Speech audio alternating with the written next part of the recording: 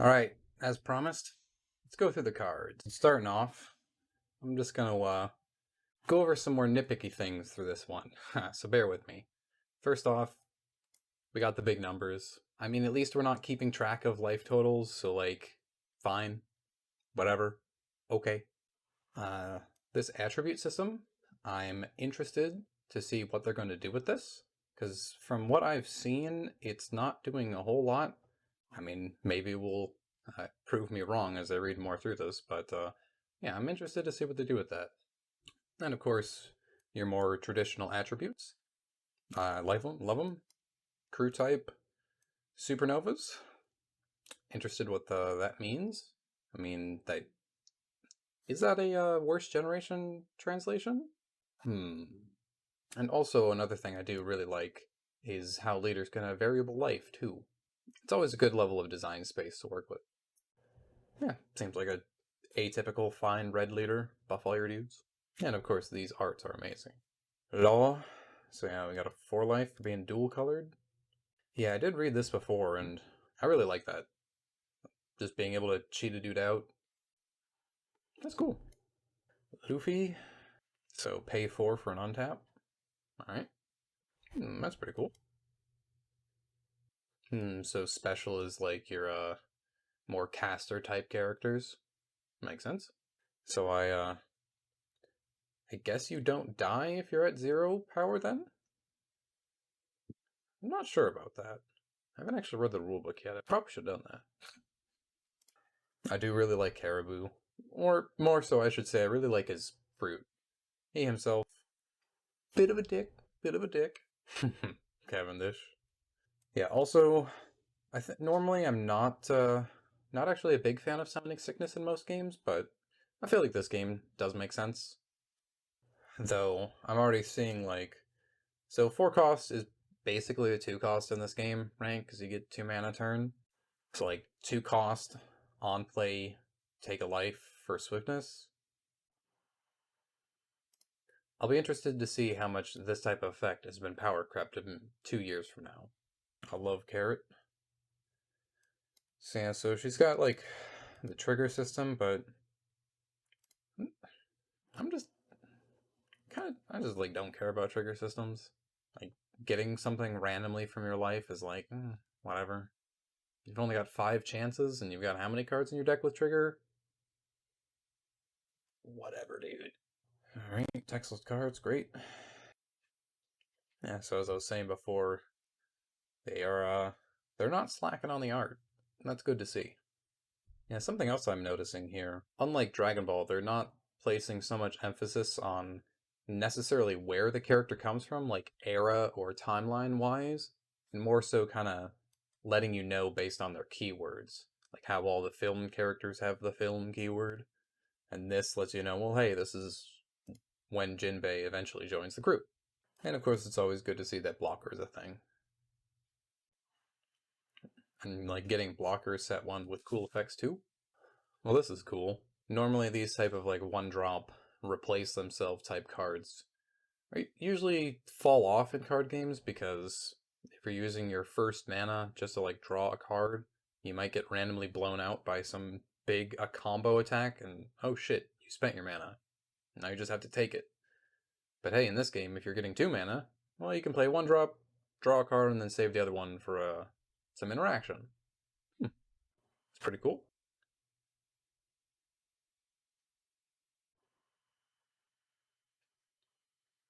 Keep it to yourself.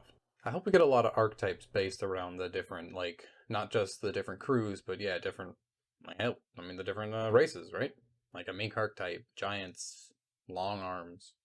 Just some, like, easy room for them to work with, I think. Oh, my sweet boy. Of course, he's a blocker, too. Yeah, I'll very much look forward to eventually making a Bartolomeo deck that's just like, nah, no, I don't take damage.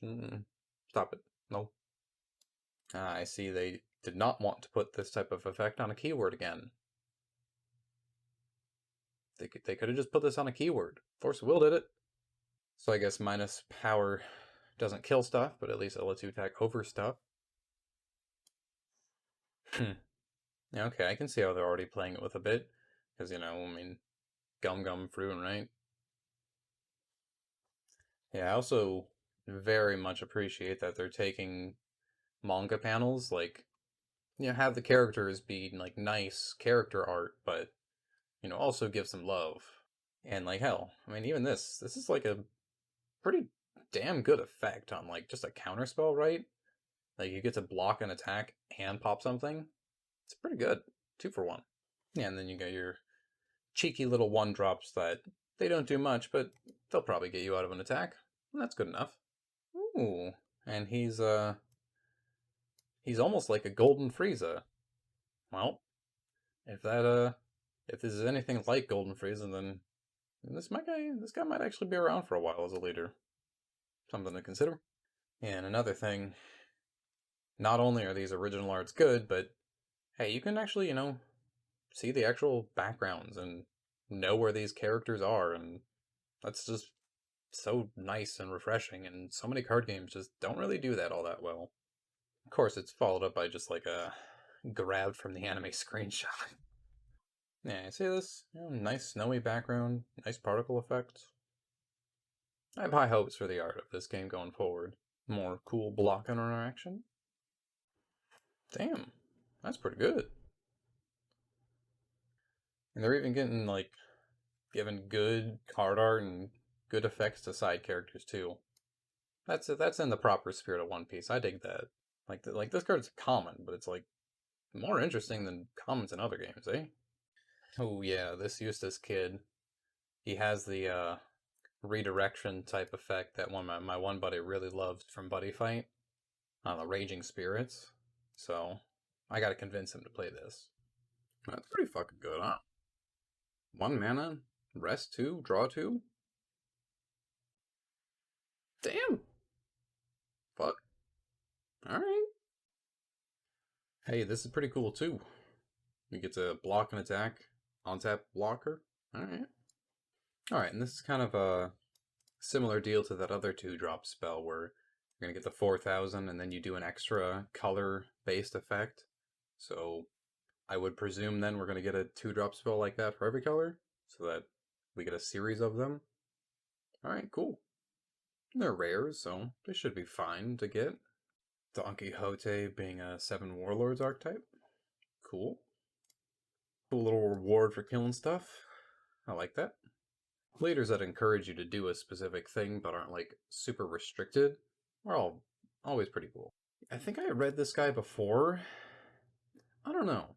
This feels like it's almost good, but it's like you have to pay a cost only when you play an event, only once per turn, and also you have to have 4 or less cards in your hand. I don't know, maybe that's better than I think it is, but feels like it's kind of an unnecessary restriction, right? Like there's enough restrictions on the card already. Well, this is pretty funny. 4-drop Arlong, Dawn X1, activate main. You can rest him, choose 1 card from your opponent's hand. They reveal it. If it's an event, you place up to 1 card from your opponent's life at the bottom of their deck. So if you just random bingo guess an event from their hand, they just lose a life. Okay, alright. I feel like this can go really well with just discard decks in general, right? Yeah, imagine this card after we get some Thoughtseize effects, and you're like, okay, I'm just gonna take the creatures from your hand, leave nothing but spells in your hand, and then, oh, I guess I'll just crit you a life. Get fucked. Hell yeah. I really like Elvita. It's got the smooth fruit, and that's like really funny. Smooth. Yeah, this crocodile's also very interesting. So like a big 7-drop boss monster, but then you can just give blue events -1 cost? This card might see use for a long time because of this type of effect. You can get up to some shenanigans with cost reduction, my guy. And there's no restrictions on it either. Yeah, I got my eyes on this card. And, oh, pretty as hell. It's cool that we have like a, if you have a lot of cards in your hand, payoff dude this early. Games will usually, if they even give you a high hand count payoff, it's like just power increases, which are fine, but you want to deal more damage. Mihawk just out here saying, nope, Get out of here.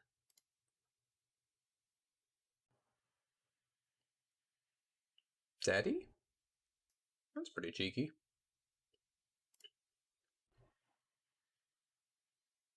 I love goo. Now hear me out. Goo.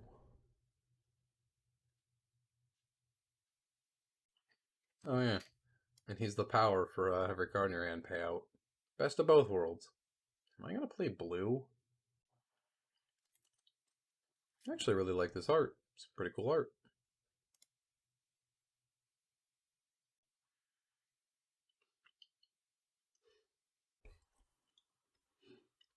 Are you actually out here telling me we have rats from set 1?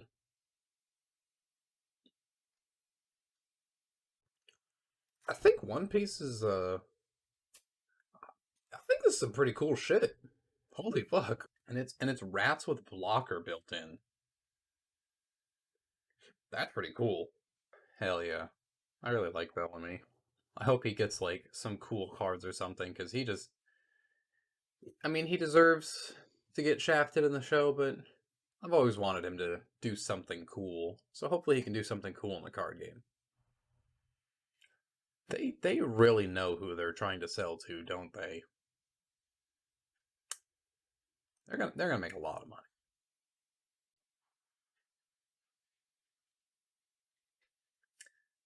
I You know what I just said? Yeah, that again. Oh, they're gonna make a lot of money. Oh, also, yeah, fucking Baroque works too. I'm here for that. Fuck, am I actually just playing blue? God damn it. Yo, an on KO effect? I like sacrificing my stuff. I love Mr. 3.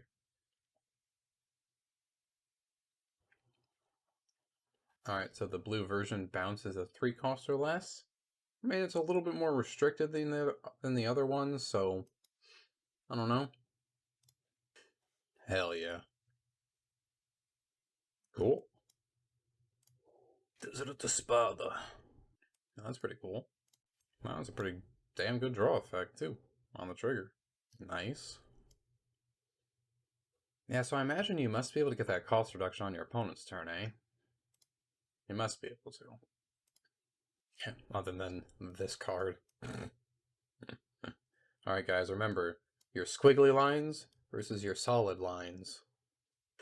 That's pretty funny.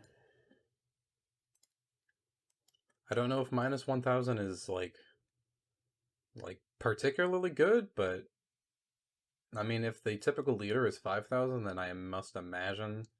I haven't really been looking, but I must imagine the typical power range is then 5000 or around there. So, I mean, that can kind of like represents minus 1 mana per attack. So this is basically like a tax leader. Hell yeah, dude. Oh yeah, and purple mana ramps in this game, huh? Interesting. Ooh, big ass 10 drop Kaido, huh? Alright, so this is you have to remove them, so like put them back into your deck. Cool. But it's just a huge ass board wipe. So basically just 5 drop, you go back to 1 mana board wipe, 12k body. That's not bad. It's also leader lock too, so it's at least fair. Nice double pop. Cool. Didn't think they'd show off his face like that, but hey, I'm into it. Seems like a cool tech card. Ooh. I do like the artificial fruits. Ideas like that are always very cool to me. Manufacturing powers. More mana ramp. Oh, and some discard. And it's on attack too. Interesting. Hmm. More mana ramp. Ooh. Alright, looks like they're not very scared of discard. I like that. Alright, the artificial fruit. Oh, very cool. That seems like it'll be a fun little archetype to do. Ooh. And theirs is just stop an attack, draw 1.